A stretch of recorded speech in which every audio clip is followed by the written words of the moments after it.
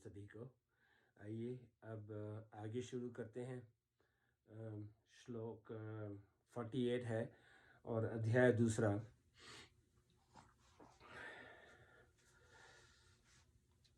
संबंध। पूर्व श्लोक में कर्म करने की आज्ञा देने के बाद अब भगवान कर्म करते हुए सम रहने का प्रकार बताते हैं। मैं थोड़ा ऐसे बैठता हूँ, देखिए। ओके। योगस्थ कुरु कर्माणि संगं त्यक्त्वा धनंजय सिद्धय सिद्धयो समो भूत्वा समन्त्व योग उच्यते। हे धनंजय, तू आसक्ति का त्याग करके सिद्धि असिद्धि में सम होकर योग में स्थित हुआ कर्मों को कर, क्योंकि समत्व ही योग कहा जाता है। व्याख्या। संगन त्यक्त्वा, किसी भी कर्म में, किसी भी कर्म के फल में, किसी भी देश काल घटना परिस्थिति अंतकरण बहिकरण आदि प्राकृत वस्तु में तेरी आसक्ति न हो, तभी तू निर्लिप्तता पूर्वक कर्म कर सकता है। अगर तू कर्म फल आदि किसी में भी चिपक जाएगा तो निर्लिप्तता कैसे रहेगी, और निर्लिप्तता रहे बिना वह कर्म मुक्तिदायक कैसे होगा। सिद्धयो सिद्धयो समो भूत्वा, आसक्ति के त्याग का परिणाम क्या होगा। सिद्धि और असिद्धि में समता हो जाएगी। कर्म का पूरा होना अथवा न होना, सांसारिक दृष्टि से उसका फल अनुकूल होना अथवा प्रतिकूल होना, उस कर्म को करने से आदर निरादर प्रशंसा निंदा होना, अंतकरण की शुद्धि होना अथवा न होना आदि आदि, जो सिद्धि और असिद्धि है उसमें सम रहना चाहिए। मतलब इस विषय में श्री शंकराचार्य जी महाराज मतलब गीता की व्याख्या करते हुए कहते हैं, योगस्थ सन कुरु कर्माणि केवल मिश्रवरार्थ तत्रापीश्वरो में तुष्यति संगं त्यक्त्वा धनंजय फलातृष्णा शून्येन क्रियमाणे कर्माणि सत्वशुद्धिज ज्ञान प्राप्ति लक्षणा सिद्धिस्तद विपर्यजा आसिद्धित्यो सिद्धयो सिद्धयोरपि समस्तुल्यो भूत्वा कुरु कर्माणि कौसौ योगो यत्रस्थ कुर्वित्युक्तमिदेव तत् सिद्धया सिद्धयो समन्त्व योग उच्यते। हे धनंजय, योग में स्थित होकर केवल ईश्वर के लिए कर्म कर, उसमें भी ईश्वर मेरे पर प्रसन्न हो जाए, इस संगन मतलब कामना को छोड़कर कर्म कर। फलतृष्णा रहित पुरुष के द्वारा कर्म किए जाने पर अंतकरण की शुद्धि से उत्पन्न होने वाली ज्ञान प्राप्ति तो सिद्धि है, और उससे विपरीत ज्ञान प्राप्ति का न होना असिद्धि है। ऐसी सिद्धि असिद्धि में सम होकर अर्थात दोनों को तुल्य समझकर कर्म कर। वह कौन सा योग है जिसमें स्थित होकर कर्म करने के लिए कहा है। यही जो सिद्धि और असिद्धि में सम होना है, इसी को योग कहते हैं। कर्म योगी की इतनी समता अर्थात निष्काम भाव होना चाहिए कि कर्मों की पूर्ति हो चाहे न हो, फल की प्राप्ति हो चाहे न हो, अपनी मुक्ति हो चाहे न हो, मुझे तो केवल कर्तव्य कर्म करना है। साधक को असंगता का अनुभव न हुआ हो, उसमें समता न आई हो, तो भी उसका उद्देश्य असंगन होने का सम होने का ही हो। जो बात उद्देश्य में आ जाती है वही अंत में सिद्ध हो जाती है। अतः साधन रूप समता से अर्थात अंतकरण की समता से साध्य रूप समता स्वतः आ जाती है। तदा योगम वाप्स्यसि योगस्थ कुरु कर्माणि। सिद्धि असिद्धि में सम होने के बाद उस समता में निरंतर अटल स्थित रहना ही योगस्थ होना है। जैसे किसी कार्य के आरंभ में गणेश जी का पूजन करते हैं तो उस पूजन को कार्य करते समय हरदम साथ में नहीं रखते। ऐसे ही कोई यह न समझ ले कि आरंभ में एक बार सिद्धि असिद्धि में सम हो गए तो अब उस समता को हरदम साथ में नहीं रखना है, राग द्वेष करते रहना है। इसीलिए भगवान कहते हैं कि समता में हरदम स्थित रहते हुए ही कर्तव्य कर्म को करना चाहिए। समत्व योग उच्यते, समता ही योग है, अर्थात समता परमात्मा का स्वरूप है। वह समता अंतकरण में निरंतर बनी रहनी चाहिए। आगे 5वें अध्याय के 19वें श्लोक में भगवान कहेंगे कि जिनका मन समता में स्थित हो गया है उन लोगों ने जीवित अवस्था में ही संसार को जीत लिया है, क्योंकि ब्रह्मा निर्दोष और सम है, अतः उनकी स्थिति ब्रह्मा में ही है। समता का नाम योग है। यह योग की परिभाषा है। इसी को आगे 6ठे अध्याय के 23वें श्लोक में कहेंगे कि दुखों के संयोग का जिसमें वियोग है उसका नाम योग है। ये दोनों परिभाषाएं वास्तव में एक ही हैं। जैसे दाद की बीमारी में खुजली का सुख होता है और जलन का दुख होता है, पर ये दोनों ही बीमारी होने से दुख रूप है। ऐसे ही संसार के संबंध से होने वाला सुख और दुख दोनों ही वास्तव में दुख रूप है। ऐसे संसार से संबंध विच्छेद का नाम ही दुख संयोग वियोग है। अतः चाहे दुखों के संयोग का वियोग अर्थात सुख दुख से रहित होना कहें, चाहे सिद्धि असिद्धि में अर्थात सुख दुख में सम होना कहें, एक ही बात है। इस श्लोक का तात्पर्य यह हुआ कि स्थूल सूक्ष्म और कारण शरीर से होने वाली मात्र क्रियाओं को केवल संसार की सेवा रूप से करना है, अपने लिए नहीं।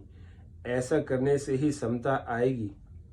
बुद्धि और समता संबंधी विशेष बात। बुद्धि दो तरह की होती है, अव्यवसायित्मिका और व्यवसायित्मिका, जिसमें सांसारिक सुख भोग आराम मान बढ़ाई आदि प्राप्त करने का ध्येय होता है, वह बुद्धि अव्यवसायित्मिका होती है। गीता, जिसमें समता की प्राप्ति करने का अपना कल्याण करने का ही उद्देश्य रहता है, वह बुद्धि व्यवसायित्मिका होती है। गीता अव्यवसायित्मिका बुद्धि अनंत होती है और व्यवसायित्मिका बुद्धि एक होती है। जिसकी बुद्धि अव्यवसायित्मिका होती है वह स्वयं अव्यवसित होता है। बुद्धयो व्यवसायिनाम, तथा वह संसारी होता है। जिसकी बुद्धि व्यवसायित्मिका होती है वह स्वयं व्यवसायित होता है। व्यवसितो ही स, तथा वह साधक होता है।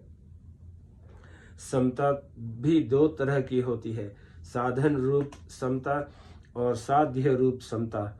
साधन रूप समता अंतकरण की होती है और साध्य रूप समता परमात्मा स्वरूप की होती है।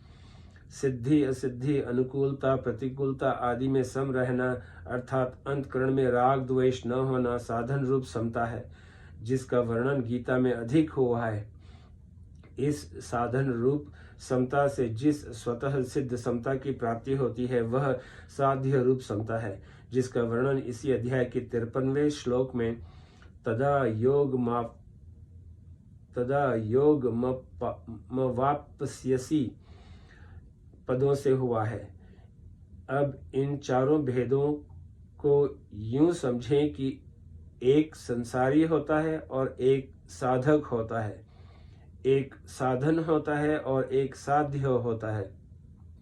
भोग भोगना और संग्रह करना, यही जिसका उद्देश्य होता है, वह संसारी होता है। उसकी एक व्यवसायित्मिका बुद्धि नहीं होती, प्रत्युत कामना रूपी शाखाओं वाली अनंत बुद्धियां होती हैं। मेरे को तो समता की प्राप्ति ही करनी है, चाहे जो हो जाए, ऐसा निश्चय करने वाले की व्यवसायित्मिका बुद्धि होती है। ऐसा साधक जब व्यवहार क्षेत्र में आता है, तब उसके सामने सिद्धि असिद्धि, लाभ हानि, अनुकूल प्रतिकूल परिस्थिति आदि आने पर भी वह उनमें सम रहता है, राग द्वेष नहीं करता। इस साधन रूप समता से वह संसार से ऊंचा उठ जाता है। इहैव तैर्जित सर्गो येषा साम्ये स्थित मन। गीता का पूर्वार्ध। साधन रूप समता से स्वतः सिद्ध समरूप परमात्मा की प्राप्ति हो जाती है। निर्दोष ही सम ब्रह्मा तस्माद ब्रह्माणी ते स्थिता। गीता का उत्तरार्ध। संबंध 39वें से 48वें श्लोक तक जिस समबुद्धि का वर्णन हुआ है, सकाम कर्म की अपेक्षा उस समबुद्धि की श्रेष्ठता का आगे के श्लोक में बताते हैं। तो आइए श्लोक 49 करते हैं। दुरेण वर कर्म बुद्धि योगा धनंजय बुद्धौ शरण मन विंक्ष कृपणा फल हेतव। बुद्धि योग मतलब समता की अपेक्षा सकाम कर्म दूर से मतलब अत्यंत ही निकृष्ट हैं। अतः हे धनंजय, तू बुद्धि मतलब समता का आश्रय ले, क्योंकि फल के हेतु बनने वाले अत्यंत दीन हैं। व्याख्या। दुरेण हावर कर्म बुद्धि योगात। बुद्धि योग अर्थात समता की अपेक्षा सकाम भाव से कर्म करना अत्यंत ही निकृष्ट है, कारण कि कर्म भी उत्पन्न और नष्ट होते हैं तथा उन कर्मों के फल का भी संयोग और वियोग होता है। परंतु योग मतलब समता नित्य है, उसका कभी वियोग नहीं होता, उसमें कोई विकृति नहीं आती। अतः समता की अपेक्षा सकाम कर्म अत्यंत ही निकृष्ट है। संपूर्ण कर्मों में समता ही श्रेष्ठ है। समता के बिना तो मात्र जीव कर्म करते ही रहते हैं तथा उन कर्मों के परिणाम में जन्मते मरते और दुख भोगते रहते हैं, कारण कि समता के बिना कर्मों में उद्धार करने की ताकत नहीं है। कर्मों में समता ही कुशलता है। अगर कर्मों में समता नहीं होगी तो शरीर में अहंता ममता हो जाएगी, और शरीर में अहंता ममता होना ही पशु बुद्धि है। भागवत में सुखदेव जी ने राजा परीक्षित से कहा है, तम तू राजन मरिष्यति पशु बुद्धिमिमा जही। अर्थात हे राजन, अब तुम यह पशु बुद्धि छोड़ दो कि मैं मर जाऊंगा। दुरेण कहने का तात्पर्य है कि जैसे प्रकाश और अंधकार कभी समक्ष नहीं हो सकते, ऐसे ही बुद्धि योग और सकाम कर्म भी कभी समक्ष नहीं हो सकते। इन दोनों में दिन रात की तरह महान अंतर है, कारण कि बुद्धि योग तो परमात्मा की प्राप्ति कराने वाला है और सकाम कर्म जन्म मरण देने वाला है। बुद्धो शरणम माविंक्ष। तू बुद्धि मतलब समता की शरण ले। समता में निरंतर स्थित रहना ही उसकी शरण लेना है। समता में स्थित रहने से ही तुझे स्वरूप में अपनी स्थिति का अनुभव होगा। कृपणा फल हेतव। कर्मों के फल का हेतु बनना अत्यंत निकृष्ट है। कर्म, कर्मफल, कर्म सामग्री और शरीर आदि करणों के साथ अपना संबंध जोड़ लेना ही कर्म फल का हेतु बनना है। अतः भगवान ने 47वें श्लोक में माँ कर्म फल हेतु भुर कहकर कर्मों के फल का हेतु बनने में निषेध किया है। कर्म और कर्म फल का विभाग अलग है तथा इन दोनों से रहित जो नित्य तत्व है उसका विभाग अलग है। वह नित्य तत्व अनित्य कर्म फल के आश्रित हो जाए, इसके समान निकृष्टता और क्या होगी। संबंध पूर्व श्लोक में जिस बुद्धि के आश्रय की बात बताई, अब आगे के श्लोक में उसी बुद्धि के आश्रय का फल बताते हैं। श्लोक 50वां। बुद्धि युक्तो जहाति उभे सुकृत दुष्कृते तस्मा घोगाय युज्यस्व योग कर्मसु कौशलम। मतलब बुद्धि समता से युक्त मनुष्य यहाँ जीवित अवस्था में ही पुण्य और पाप दोनों का त्याग कर देता है। अतः तू योग मतलब समता में लग जा, क्योंकि योग ही कर्मों में कुशलता है। व्याख्या। बुद्धि युक्तो जहाति उभय सुकृत दुष्कृते। समता युक्त मनुष्य जीवित अवस्था में ही पुण्य पाप का त्याग कर देता है, अर्थात उसको पुण्य पाप नहीं लगते, वह उनसे रहित हो जाता है। जैसे संसार में पुण्य पाप होते ही रहते हैं, वह पर सर्वव्यापी परमात्मा को वे पुण्य पाप नहीं लगते, ऐसे ही जो समता में निरंतर स्थित रहता है उसको पुण्य पाप नहीं लगते। गीता। समता एक ऐसी विज्ञा है जिससे मनुष्य संसार में रहता हुआ ही संसार से सर्वथा निर्लिप्त रह सकता है। जैसे कमल का पत्ता जल से ही उत्पन्न होता है और जल में ही रहता है, पर वह जल से लिप्त नहीं होता, ऐसे ही समता युक्त पुरुष संसार में रहते हुए भी संसार से निर्लिप्त रहता है। पुण्य पाप उसका स्पर्श नहीं करते, अर्थात वह पुण्य पाप से असंगन हो जाता है।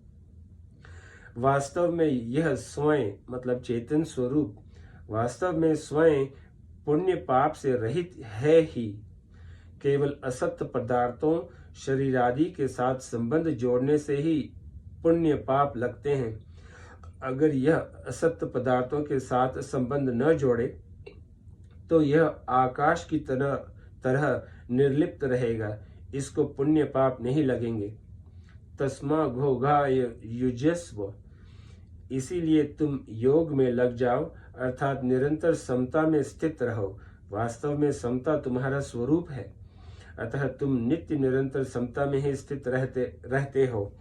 केवल राग द्वेष के कारण तुम्हारे को उस समता का अनुभव नहीं हो रहा है। अगर तुम हरदम समता में स्थित न हो रहते तो सुख और दुख का ज्ञान तुम्हें कैसे होता, क्योंकि ये दोनों ही अलग अलग हैं।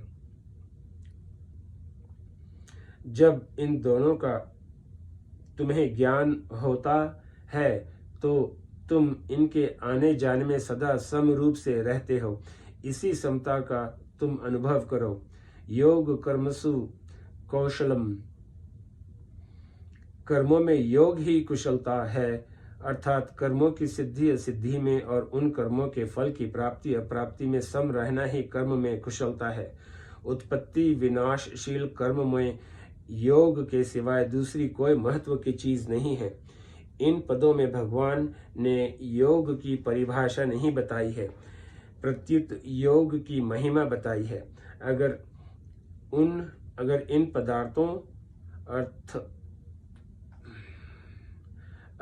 इन पदों का अर्थ कर्मों में कुशलता ही योग है ऐसा किया जाए तो क्या आपत्ति है।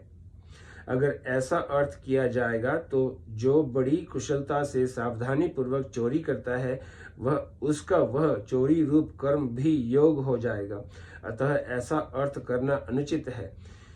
कोई कह सकता है कि हम तो विहित कर्मों को ही कुशलता पूर्वक करने का नाम योग मानते हैं, परंतु ऐसा मानने से मनुष्य कुशलता पूर्वक सांगोपांग किए गए कर्मों के फल में बंध जाएगा, जिससे उसकी स्थिति समता में नहीं रहेगी। अतः यहाँ कर्मों में योग ही कुशलता है, ऐसा अर्थ लेना ही उचित है। कारण कि कर्मों को करते हुए भी जिसके अंतःकरण में समता रहती है वह कर्म और उनके फल में बंधेगा ही नहीं। इसीलिए उत्पत्ति विनाशशील कर्मों को करते हुए सम रहना ही कुशलता है, बुद्धिमानी है। दूसरी बात, पीछे के 2 श्लोकों में तथा इस श्लोक के पूर्वार्ध में भी योग मतलब समता का ही प्रसंगन है, कुशलता का प्रसंगन नहीं है। इसीलिए भी कर्मों में योग ही कुशलता है। यह अर्थ लेना प्रसंग के अनुसार युक्ति युक्त है, युक्ति युक्त है। आज यहीं समाप्त करते हैं, फिर कल श्लोक 51 से शुरू करेंगे। शुक्रिया।